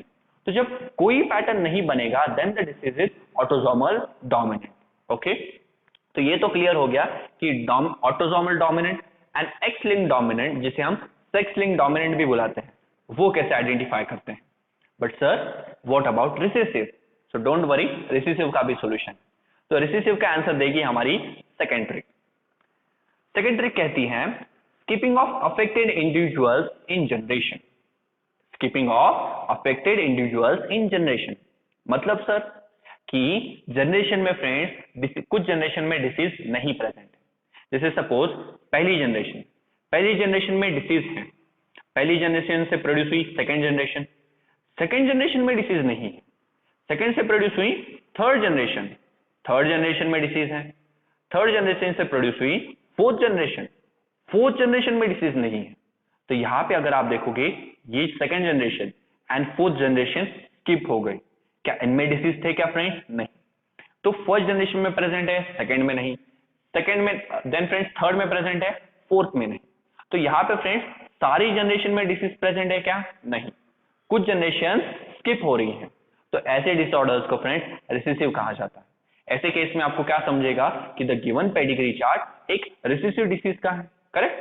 तो ये आपको याद रखना है। आई थिंक सो स्किपिंग का मतलब क्लियर हो गया कि सारे जनरेशन में नहीं, बल्कि एक में प्रेजेंट है, एक में नहीं, एक में प्रेजेंट है, एक में नहीं, यानी अल्टरनेट चाहिए फ्रेंड्स। अगर डिसीज अल्टरनेट प्रेजेंट है तो फ्रेंड्स वो रिसेसिव होगा। ओके, नाउ अगेन क्वेश्चन, पता चल गया रिसेसिव है। अब ये कैसे पता चलेगा कि ऑटोसोमल है या एक्स लिंक? तो जो ट्रिक ऊपर यूज की सेम नीचे यूज करो। एक्स लिंक में आपको पता है पैटर्न बनेगा कि अगर फादर में वो डिसीज है तो फादर से वो डिसीज हमेशा कहां पे जाने वाला है? डॉटर्स में जाने वाला है। फादर की वजह से कभी भी एक्स लिंक डिसऑर्डर सन्स में नहीं जाता। ओके, हमेशा याद रखो। और मदर अगर अफेक्टेड है तो मदर से वो डिसीज हमेशा सन में ट्रांसफर होगा, मदर से कभी भी वो डिसीज डॉटर में ट्रांसफर नहीं होता if the disorder is X link. तो मदर से डॉटर में जा रहा है और फादर से सन में जा रहा है, इस तरीके का, सॉरी मदर से सन में जा रहा है, इस तरीके का अगर पैटर्न बनेगा then it is X link recessive. और ऑटोसोमल के लिए, तो ऑटोसोमल के लिए तो कोई पैटर्न नहीं, यानी फादर से डॉटर और सन दोनों में ट्रांसफर हो रहा है। अगर मदर अफेक्टेड है तो मदर से डॉटर एंड सन दोनों में ट्रांसफर हो रहा है, यानी कोई पैटर्न क्रिएट नहीं हो रहा। then it is autosomal recessive disease. I hope so friends, both the tricks are crystal clear to you. Okay, दोनों ट्रिक्स फ्रेंड्स आपको एकदम अच्छे से क्लियर हो गई, और क्लियर हुई ये कैसे समझेगा? क्वेश्चन से। तो चलो फ्रेंड्स इन्हें सीधे सीधे अभी क्वेश्चन पे अप्लाई करते हैं। ओके, तो हमारे पास यहाँ पे एक पेडिग्री चार्ट है। अभी यहाँ पे फ्रेंड्स आपको फाइंड करना है कि ये किस टाइप का डिसऑर्डर है, ऑटोसोमल डोमिनेंट, ऑटोसोमल रिसेसिव और X linked dominant, x linked recessive, चार ही टाइप के डिसऑर्डर है, autosomal dominant, autosomal recessive, x linked dominant, x linked recessive. तो इन चारों में से ये कौन सा है वो देखते हैं। तो सबसे पहली बात, ये आपको फर्स्ट जनरेशन होगी। यस, ये एक फीमेल है, ये एक मेल है, इन दोनों के बीच मैरिज हुई, इनकी मैरिज से इनके ये चिल्ड्रंस प्रोड्यूस हुए, करेक्ट। फिर इन चिल्ड्रंस की मैरिज हुई, उनकी मैरिज से उनकी चिल्ड्रंस प्रोड्यूस हुए। तो ये हमारी फर्स्ट जनरेशन, ये हमारी सेकेंड जनरेशन, और ये सेकेंड जनरेशन के क्रॉस से यहाँ पे ये थर्ड जनरेशन प्रोड्यूस हो गई, करेक्ट। तो यहाँ पे 3 जनरेशन। सबसे फ्रेंड्स अभी आपको पता लगाना है किस टाइप का डिसऑर्डर। तो पहली ट्रिक अप्लाई करो। पहली ट्रिक क्या कहती है, चेक करो क्या डिसीज सारे जनरेशन में प्रेजेंट है या नहीं। फर्स्ट जनरेशन में शेडेड है, शेडेड का मतलब अफेक्टेड यानी डिसीज तो है, तो फर्स्ट जनरेशन में है। सेकेंड जनरेशन में भी फ्रेंड्स डिसीज दिख रहा है, सेकेंड जनरेशन से थर्ड जनरेशन में भी फ्रेंड्स डिसीज दिख रहा है। तो डिसीज फर्स्ट में भी है, सेकंड में भी है, सेकंड से थर्ड में भी है, यानी डेफिनेटली फ्रेंड्स ये डोमिनेंट होगा। डेफिनेटली ये डिसीज कैसा है, डोमिनेंट है। अभी डोमिनेंट में ये ऑटोसोमल है या एक्स लिंक्ड है वो देखते हैं। तो एक्स लिंक के लिए तो पैटर्न बनना चाहिए। तो ये मदर से डिसीज गया सन में, मदर से डिसीज गया डॉटर में। फ्रेंड्स कोई पैटर्न बन ही नहीं रहा, बिकॉज मदर से डिसीज कहा जा सकता है सिर्फ सन में जा सकता है अगर वो एक्स लिंक्ड होता, बट यहाँ पे तो ऐसा नहीं है। मदर से सन में भी डिसीज जा रहा है और मदर से डॉटर में भी वो डिसीज जा रहा है। सर्कल फॉर फीमेल, तो ये डॉटर होगी। तो यहाँ पे कोई पैटर्न नहीं बन रहा। जब कोई पैटर्न नहीं बनता तो फ्रेंड्स वो डिसीज कैसा होता है, ऑटोसोमल डोमिनेंट। ओके, अगर फ्रेंड्स मैं इतना एक्सप्लेनेशन नहीं करता तो आई थिंक सो अगर आपको ट्रिक समझ में आ गई तो लेस देन 10 सेकंड्स में भी आप इसे सॉल्व कर सकते हो। बिकॉज फ्रेंड्स एग्जाम में जितना टाइम आप सेव कर सकते हो इन बायोलॉजी, उतना ही ज्यादा से ज्यादा टाइम आप रिमेनिंग फिजिक्स एंड केमिस्ट्री के लिए दे सकते हो। बिकॉज फिजिक्स के लिए जितना ज्यादा टाइम मिलेगा आपको, उतनी ही फ्रेंड्स आपका स्कोर इंप्रूव हो सकता है। तो इजीली हमें समझ में आया ये ऑटोसोमल डोमिनेंट है। शॉर्ट में रिवाइज करते हैं। डिसीज हर एक जनरेशन में प्रेजेंट था, इसलिए हो गया डोमिनेंट। सी फ्रेंड्स, यहाँ पे देख के आप कंफ्यूज हो सकते हैं कि सर यहाँ पे तो डिसीज नहीं है और इसकी नेक्स्ट जनरेशन में भी डिसीज नहीं है। तो सी फ्रेंड्स, पेरेंट्स में डिसीज नहीं था तो ऑफस्प्रिंग में भी डिसीज कहाँ से प्रेजेंट होगा, करेक्ट। तो ये जस्ट कंफ्यूज करने के लिए दिया है आपको, फिर साइड वाले पोर्शन पे फोकस करना है। ओके, तो सी फ्रेंड्स, यहाँ पे हर एक जनरेशन में डिसीज प्रेजेंट था इसलिए डोमिनेंट हो गया। फिर कोई पैटर्न नहीं बन रहा था इसलिए ऑटोसोमल भी हो गया। ओके, इसके बाद देखते हैं नेक्स्ट क्वेश्चन। नेक्स्ट क्वेश्चन क्या है, तो नेक्स्ट क्वेश्चन में ये हमारा पेडिग्री चार्ट है। एंड इंटरेस्टिंगली फ्रेंड्स यहाँ पे गिवन है कि ये ऑटोसोमल डोमिनेंट है। ओके, ये ऑटोसोमल डोमिनेंट है तो ऑलरेडी पता है। तो क्या ढूंढना है, to find the genotype of gen 1 यानी जनरेशन 1। ये जो हमारी फर्स्ट जनरेशन है, इस फर्स्ट जनरेशन का जीनोटाइप क्या होगा। तो इन चारों में से वो जीनोटाइप क्या होगा वो हमें ढूंढ के निकालना है। ओके, तो इसी फ्रेंड्स अभी आपको ऑलरेडी पता है ये ऑटोसोमल डोमिनेंट है, फिर भी मैं आपको चेक करके बता देता हूँ।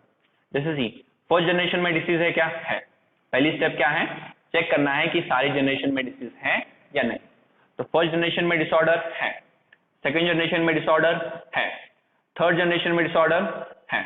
जब भी आपको शेडेड फिगर्स कहीं पे दिखे यानी द पर्सन इज अफेक्टेड, तो हर जनरेशन में डिसऑर्डर है यानी कि ये डोमिनेंट होगा। ओके, अब देखो कोई पैटर्न बनता है, तो मदर से डिसीज जाना चाहिए सिर्फ सन में, बट यहाँ पे ऐसा नहीं है। मदर से डिसीज सन में भी जा रहा है एंड डॉटर में भी, तो कोई पैटर्न नहीं बन रहा यानी ये ऑटोसोमल होगा। तो ये तो हमें क्लियर हो गया ये ऑटोसोमल डोमिनेंट है। अभी फर्स्ट जनरेशन का फ्रेंड्स आपको जीनोटाइप देखना है। तो फर्स्ट जनरेशन में ये मदर और ये फादर। अभी फ्रेंड्स ये डोमिनेंट है, डोमिनेंट और ऑटोसोमल डोमिनेंट है। ऑटोसोमल डोमिनेंट दो ही केसेस में दिख सकता है, या तो आपके पास दोनों डोमिनेंट वाली जीन हो या फिर आपके पास एक डोमिनेंट और एक रिसेसिव हो। इन दोनों ही केसेस में फ्रेंड्स आपका जो ऑर्गेनिज्म होगा वो अफेक्टेड होगा, correct. Dominant homozygous as well as heterozygous में भी दिखता है, ये मैं आपको एक्सप्लेन कर चुका हूं। बट अगर डोमिनेंट डिसीज है तो वो फ्रेंड्स कब दिखाई नहीं देगा? तो डोमिनेंट डिसीज अगर किसी पर्सन में दिखाई नहीं दे रहा है, यानी इसके पास दोनों स्मॉल ए यानी दोनों की दोनों रिसेसिव जीन है, बिकॉज डोमिनेंट में फ्रेंड्स जो रिसेसिव वाली एलीज होती हैं वो नॉर्मल होती हैं, और अगर किसी पर्सन में डिसीज नहीं है तो उसके पास दोनों स्मॉल ए वाली जीन्स प्रेजेंट होगी। तो ये तो पता चल गया फ्रेंड्स कि फादर का जीनोटाइप स्मॉल ए है। अभी मदर का कैसे पता लगा है तो वो भी देखते हैं, बट उससे पहले फ्रेंड्स ऑप्शन चेक कर लो, क्या स्मॉल ए किसी ऑप्शन में प्रेजेंट है क्या?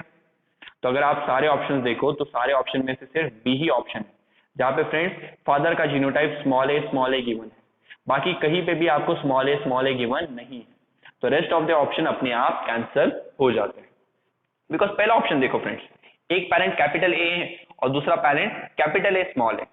अब ये डोमिनेंट है, डोमिनेंट हेट्रोजाइगस कंडीशन में भी दिखेगा, यानी यहाँ पे दोनों अफेक्टेड होंगे इस जीनोटाइप के अकॉर्डिंग, जो कि गलत है। यहाँ पे एक पैरेंट अफेक्टेड है और एक पैरेंट अफेक्टेड नहीं है, तो ये वाला तो नहीं हो सकता। देन अगेन हेट्रोजाइगस और होमोजाइगस, ये भी नहीं हो सकता। और यहाँ पे तो दोनों हेट्रोजाइगस, दोनों अगर हेट्रोजाइगस होंगे तो वो डिसीज दोनों में दिखाई देगा, बट ऐसा यहाँ पे नहीं हो रहा। यहाँ पे एक में डिसीज नहीं है और दूसरे में डिसीज प्रेजेंट है, तो यहाँ पे दोनों हेट्रोजाइगस वाली पॉसिबिलिटी तो एकदम कंप्लीटली रॉन्ग है। तो काफी इजीली फ्रेंड्स हमने ये वाला क्वेश्चन भी सॉल्व कर लिया। इसलिए फ्रेंड्स मैं बता रहा था कि हमेशा क्वेश्चन ये नहीं होगा कि डिसीज ऑटोसोमल डोमिनेंट है या रिसेसिव है, समटाइम्स जीनोटाइप वाला भी क्वेश्चन पूछा जाता है, तो वो भी फ्रेंड्स आप इस तरह से सॉल्व कर सकते हैं। ओके, देन अब देखते हैं नेक्स्ट क्वेश्चन। हाँ friends, it is a very important question, because अगर आप प्रीवियस ईयर क्वेश्चन पेपर्स देखें तो उसमें इसी टाइप का एक क्वेश्चन ऑलरेडी पूछा जा चुका है। ओके, सेम टाइप का क्वेश्चन 2010 की एग्जाम में पूछा गया था। ओके, सेम यही क्वेश्चन नहीं पूछा गया इसकी तरह, जस्ट कुछ वर्ड्स में चेंज था, बाकी पूरा का पूरा क्वेश्चन एज इट इज ही। Given below is a pedigree chart for attached ear lobes. ये तो फ्रेंड्स डिसऑर्डर आपको पता ही होगा कि ईयर लोब्स डायरेक्टली हेड के साथ कभी कभी अटैच होते हैं और कभी कभी फ्री होते हैं। जो अटैच होते हैं फ्रेंड्स, तो अटैच ईयर लोब, ये डिसीज रिसेसिव होगा या डोमिनेंट, और एक्स लिंक्ड होगा या ऑटोसोमल, ये तो मुझे भी नहीं पता, बट उसका पेडिग्री चार्ट है, तो पेडिग्री चार्ट से हम पता लगा सकते हैं। बट हमारा आज का क्वेश्चन फ्रेंड्स ये नहीं है कि ये ऑटोसोमल है या डोमिनेंट, हमें पता लगाना है कि इन चारों ऑप्शन में से कौन सा ऑप्शन ट्रू है just by seeing this pedigree chart. Okay, we have to find the correct option by seeing this pedigree chart. तो इस पेडिग्री चार्ट को देखना है और चारों में से जो ट्रू है वो बता देना है। ओके, नाउ सी फ्रेंड्स, यहाँ पे मदर है और यहाँ पे फादर है, दोनों के बीच मैरिज हुई, दोनों की मैरिज से यहाँ पे ऑफस्प्रिंग प्रोड्यूस हुए। ओके, सबसे इंटरेस्टिंग बात, पेरेंट्स में डिसीज दिख रहा है क्या? नहीं। अगर पेरेंट्स में डिसीज दिखाई देता तो उन्हें हम शेड करते। अब यहाँ पे ये दोनों पेरेंट अनशेडेड है, जब भी कोई बॉक्स फ्रेंड्स या जब भी कोई फिगर अनशेडेड होगा यानी वो अनअफेक्टेड है, नॉर्मल है, तो ये दोनों नॉर्मल है।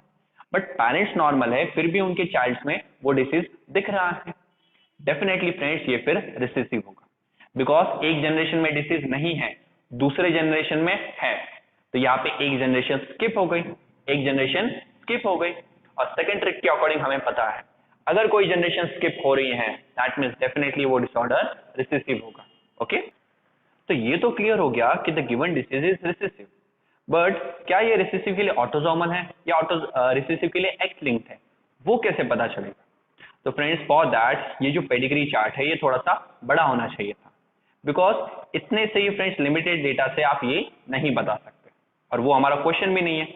हमारा मेन क्वेश्चन क्या है फ्रेंड्स, हमें इन फोर में से जो करेक्ट स्टेटमेंट है वो आइडेंटिफाई करनी है। मैं तो जस्ट आपको हर पेडिग्री चार्ट पे हमारी जो ट्रिक है वो अप्लाई करके दिखा रहा हूँ, बिकॉज ट्रिक की जितनी ज्यादा प्रैक्टिस आप करोगे उतनी वो ट्रिक क्लियर हो जाएगी। ऑटोसोमल और एक्स लिंक्ड इसके बेसिस पे आप नहीं बता सकते, द रीजन इज हमारा पेडिग्री चार्ट काफी छोटा है, और कभी भी फ्रेंड्स इतने छोटे चार्ट के लिए आपको ये क्वेश्चन नहीं दिया जाएगा कि दे आर ऑटोसोमल डोमिनेंट और एक्स लिंक्ड डोमिनेंट। ओके, ये हमेशा याद रखो। नाउ फर्स्ट स्टेटमेंट है the parent are homozygous recessive. See friends, यहाँ पे बोला गया है कि दोनों पेरेंट होमोजाइगस रिसेसिव है। अगर सी फ्रेंड्स अभी ये तो क्लियर है आपको कि डिसीज रिसेसिव है, तो अगर दोनों पेरेंट्स होमोजाइगस रिसेसिव होते हैं तो वो डिसीज इन दोनों में दिखना चाहिए था, बट क्या ये दोनों अफेक्टेड है क्या फ्रेंड्स? नहीं, बिकॉज मैं आपको एक्सप्लेन कर चुका हूं कि रिसेसिव डिसीजेस सिर्फ होमोजाइगस कंडीशन में ही दिख सकते हैं। तो अगर पेरेंट्स होमोजाइगस रिसेसिव है, यानी इन दोनों के पास वो डिसीज वाली जीन है, तो दोनों में डिसीज दिखना चाहिए था। बट क्या दोनों में डिसीज दिख रहा है? नो। सो फर्स्ट स्टेटमेंट तो गयो। Second, the tried is oiling. ना फ्रेंड्स, मैं एक्चुअली इसी पे पहले यही स्टेटमेंट पहले बताने वाला था, बिकॉज ये आप देख के बता सकते हो फ्रेंड्स ये स्टेटमेंट गलत है। Y-linked disorders friends just are seen in sons, यानी सिर्फ वो मेल्स में दिखाई देते हैं। सो यहाँ पे ये disorder male as well as female दोनों में दिखाई दे रहा है। सो डेफिनेटली ये Y-linked तो है ही नहीं। ओके, तो ये फ्रेंड्स आपको Y-linked डिसऑर्डर्स के बारे में याद रखना है कि Y-linked डिसऑर्डर्स Y क्रोमोसोम सिर्फ मेल्स में प्रेजेंट होता है। So this disease is only seen in male not in female. यहाँ पे ये डिसीज दोनों में दिख रहा है, तो ये तो वायलिंग डेफिनेटली नहीं होगा। Third, the parents are homozygous dominant. See friends, अभी बताया गया है कि पेरेंट डोमिनेंट है और डोमिनेंट के लिए होमोजाइगस है। सी, अभी ये पता है आपको डिसीज रिसेसिव है, और फ्रेंड्स रिसेसिव ये डिसीज सपोज एक एली की वजह से हो रहा है जो है स्मॉल ए। ओके, और इसकी एक डोमिनेंट एली भी होगी कैपिटल ए, करेक्ट। मैंने आपको फ्रेंड्स एक्सप्लेन किया है कि जो डोमिनेंट वाली एली है उसकी वजह से डिसऑर्डर नहीं होता। तो अगर यहाँ पे दोनों पेरेंट्स होमोजाइगस डोमिनेंट है, यानी दोनों के पास कैपिटल ए और इसके पास भी फ्रेंड्स कैपिटल ए प्रेजेंट होता, तो अगर दोनों पेरेंट्स के पास कैपिटल ए वाली जीन है, क्या दोनों में से किसी के पास भी रिसेसिव वाली डिसीज जीन है क्या? नहीं। तो क्या वो अपने चिल्ड्रंस में वो डिसीज वाली जीन ट्रांसफर कर सकते हैं क्या? नहीं। यानी चिल्ड्रंस में डिसीज होगा क्या? नहीं। बट यहाँ पे चिल्ड्रंस के पास वो डिसीज है। मींस फ्रेंड्स दोनों में से एक पेरेंट या दोनों पेरेंट्स के पास एटलीस्ट एक स्मॉल जीन तो है ही। ओके, एक स्मॉल ए वाली जीन प्रेजेंट ही है। बिकॉज अगर दोनों में से किसी के पास भी डिसीज वाली जीन नहीं है, तो क्या वो उनके चिल्ड्रंस में दिख सकते हैं क्या? नहीं। किसी भी डिसीज को फ्रेंड्स अगर एक जनरेशन से दूसरी जनरेशन में आया है, तो फर्स्ट जनरेशन के पास उसकी एली प्रेजेंट ही होनी चाहिए, और वो एली फ्रेंड्स इस तरह से फर्स्ट जनरेशन से नेक्स्ट जनरेशन में ट्रांसफर होती है। तो ये थर्ड ऑप्शन भी गया, बिकॉज अगर ये डोमिनेंट होते हैं तो डेफिनेटली डोमिनेंट की वजह से इनमें वो डिसीज नहीं दिखाई देता। बट अगर ये डोमिनेंट होते तो इनके चिल्ड्रंस में भी वो डिसीज दिखाई नहीं देता। ये आपको यहाँ पे समझना इंपॉर्टेंट है। तो फ्रेंड्स तीनों ऑप्शंस अगर गलत है तो फोर्थ ऑप्शन ही करेक्ट होगा कि दोनों पेरेंट्स हेट्रोजाइगस है। Because we know the friends heterozygous यानी उनके पास एक कैपिटल ए और एक स्मॉल ए वाली जीन है, मेल के पास भी एक कैपिटल ए और एक स्मॉल ए वाली जीन है। ये एक रिसेसिव डिसऑर्डर है। रिसेसिव डिसऑर्डर हेट्रोजाइगस कंडीशन में दिखता नहीं, इसलिए वो फ्रेंड्स उनके पेरेंट्स में नहीं दिखा। बट जब फ्रेंड्स इनमें क्रॉस होगा तो इनमें क्रॉस होकर फ्रेंड्स पॉसिबिलिटी है कि स्मॉल ए इस टाइप वाले ऑफस्प्रिंग तो प्रोड्यूस ही हो सकते हैं, और जब दो रिसेसिव जीन एक साथ आएगी तो उनमें फ्रेंड्स ये डिसीज जरूर दिखाई देगा। ओके फ्रेंड्स, हम इनका क्रॉस भी कर सकते हैं। जैसे अगर आप देखो इनमें जब क्रॉस होगा तो आपको पता है कि ये दोनों एलीज सेपरेट होगी। एक कैपिटल ए एक गैमेट में एंटर करेगी और स्मॉल ए दूसरे गैमेट में यहाँ पे एंटर करेगी। सेम उसी तरह से इनके भी गैमेट्स बनेंगे। ये कैपिटल ए एक गैमेट में एंटर करेगी और स्मॉल ए दूसरे गैमेट में एंटर करेगी। तो इस तरह से फ्रेंड्स इनके गैमेट्स बनेंगे ना। अभी यहाँ पे होगा क्या कि ये जो दोनों गैमेट है वो इन दोनों में से किसी के साथ भी फ्यूज हो सकते हैं। ओके, सपोज ये वाला जो गैमेट है ये कैपिटल ए के साथ फ्यूज होता है, तो यहाँ पे फ्रेंड्स कैपिटल ए इस टाइप वाला ऑफस्प्रिंग प्रोड्यूस होगा जिसके पास दोनों डोमिनेंट जीन है, यानी कि फ्रेंड्स वो उसके पास वो डिसीज नहीं प्रेजेंट है। देन सपोज ये कैपिटल ए इस स्मॉल ए के साथ प्रेजेंट है, सॉरी स्मॉल ए के साथ फ्यूज हो, तो यहाँ पे हेट्रोजाइगस कंडीशन आ जाएगी। इस केस में भी वो डिसीज प्रेजेंट नहीं है। बट सपोज ये स्मॉल ए इस स्मॉल ए के साथ फ्यूज हो, तो यहाँ पे एक ऐसा ऑफस्प्रिंग प्रोड्यूस होता है जिसके पास वो डिसीज प्रेजेंट होगा। और हमारे पास तो दो ऑफस्प्रिंग है और दोनों के पास डिसीज है, यानी दोनों का जो जीनोटाइप है वो स्मॉल ए है।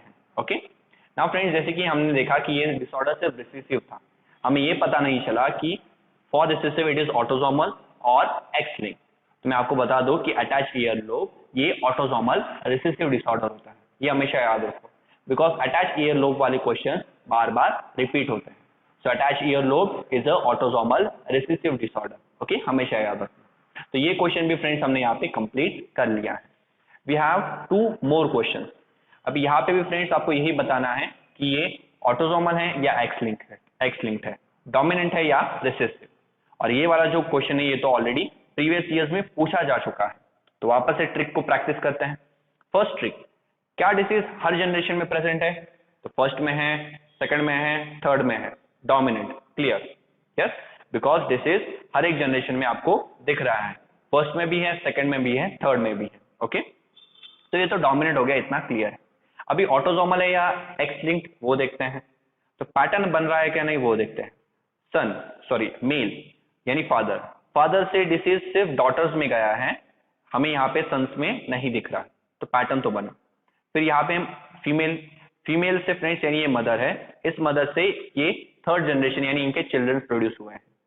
मदर से डिसीज सिर्फ सन में जा रहा है, यानी पैटर्न फ्रेंड्स बना है, father to daughter and then mother to son, तो पैटर्न बन रहा है। और जब भी पैटर्न बनेगा तो वो एक्स लिंक्ड होगा, तो ये एक्स लिंक्ड डोमिनेंट डिसऑर्डर है फ्रेंड्स। ओके, तो ये हमने इतना इजीली सॉल्व कर लिया। ओके, नेक्स्ट वन फ्रेंड्स, ये एक PYQ है, तो वीडियो को पॉज कीजिए और अपना टाइम कैलकुलेट कीजिए कि कितने सेकंड्स में आप इस क्वेश्चन को सॉल्व कर रहे हैं। ओके, तो वीडियो को पॉज करके सॉल्व कीजिए फ्रेंड्स। मैं फ्रेंड्स अभी यहाँ आपके लिए सॉल्व करता हूँ। तो यहाँ पे सी ये पेरेंट्स हैं, इन पेरेंट्स में क्रॉस हुआ यानी ये फर्स्ट जनरेशन, इन पेरेंट के क्रॉस से ये सेकेंड जनरेशन फ्रेंड्स यहाँ पे प्रोड्यूस हुई, तो ये सेकेंड जनरेशन। देन यहाँ पे इन सेकेंड जनरेशन में क्रॉस हो रहा है, उससे ये थर्ड जनरेशन प्रोड्यूस हो रही है। तो अभी देखो फ्रेंड्स, पेरेंट में अभी आपको क्या चेक करना है कि सारे जनरेशन में डिसीज प्रेजेंट है या नहीं। तो पेरेंट में फ्रेंड्स डिसीज नहीं है, बट हाँ उनके ऑफस्प्रिंग में फ्रेंड्स वो डिसीज दिख रहा है। वापस से यहाँ पे इन दोनों पेरेंट्स में वो डिसीज नहीं है, बट इन दोनों पेरेंट्स से जो चिल्ड्रन प्रोड्यूस हो रहा है उन चिल्ड्रन में वो डिसीज दिख रहा है। यानी पेरेंट वाली जनरेशन में डिसीज नहीं है, बट उनके ऑफस्प्रिंग में वो डिसीज है। वापस से पेरेंट्स में डिसीज नहीं है, बट पेरेंट्स से जो ऑफस्प्रिंग प्रोड्यूस होंगे, जो चिल्ड्रन प्रोड्यूस होंगे, उनमें वो डिसीज है। यानी हमेशा पेरेंट वाली जनरेशन स्किप हो रही है, पेरेंट्स वाली जनरेशन स्किप हो रही है। और जब भी कोई भी जनरेशन स्किप होगी यानी वो डिसीज कैसा हो जाएगा फ्रेंड्स? रिसेसिव। तो पेरेंट्स में नहीं है, चिल्ड्रंस में है, तो वो हो जाएगा रिसेसिव। ओके, नाउ फ्रेंड्स हमें ये तो पता चल गया ये रिसेसिव है, बट रिसेसिव के लिए ऑटोसोमल होगा या एक्स लिंक्ड। तो फ्रेंड्स इफ यू सी यहाँ पे ये डिसीज सन में भी है और डॉटर में भी प्रेजेंट है, तो दोनों में डिसऑर्डर फ्रेंड्स यहाँ पे प्रेजेंट है। तो यहाँ पे पेरेंट्स से ये सिर्फ सन में ट्रांसफर नहीं हो रहा, या पेरेंट्स से सिर्फ ये डॉटर में ट्रांसफर नहीं हो रहा, दोनों में ट्रांसफर हो रहा है। और एज आई टोल्ड यू, जब डिसऑर्डर आपको डॉटर और सन दोनों में दिख रहे हैं तो it is a autosomal disorder. Okay, अगर आप ट्रिक्स को वापस से देखें तो वहां पे मैंने लिखा है कि अगर आपको बोथ यानी सन और डॉटर दोनों में वो डिसीज दिख रहा है तो definitely it is a autosomal disease. तो ये ऑटोसोमल फ्रेंड्स रिसेसिव डिसऑर्डर है, ये भी फ्रेंड्स हमें यहाँ पे क्लियर हो गया है। ओके, तो आई होप सो फ्रेंड्स आपको दोनों भी ट्रिक क्लियर हो गई, और दोनों ट्रिक से रिलेटेड हमने काफी सारे क्वेश्चन भी सॉल्व किए हैं। नाउ फ्रेंड्स आप जिस भी एमसीक्यू बुक को प्रेफर करते हो उस एमसीक्यू बुक में पेडिग्री से रिलेटेड काफी सारे क्वेश्चंस गिवन होंगे, और ये दो ट्रिक फ्रेंड्स इनफ है आपके लिए किसी भी टाइप के पेडिग्री एनालिसिस को सॉल्व करने के लिए। ओके, जस्ट याद क्या रखना है कि सारी जनरेशन में अगर डिसीज है तो डोमिनेंट, और सारी जनरेशन में अगर डिसीज नहीं है, कहीं पे स्किपिंग है तो रिसेसिव। अगर कोई पैटर्न बन रहा है तो एक्स लिंक, पैटर्न नहीं बन रहा है तो ऑटोसोमल। जस्ट इतनी ही बातें फ्रेंड्स आपको याद रखनी है, then you can definitely score in pedigree analysis. And this hour friends pedigree analysis हो गया है, and after that we will start with the last topic of this lesson, that is Mendelian disorders and chromosomal disorders. Okay, so thank you very much.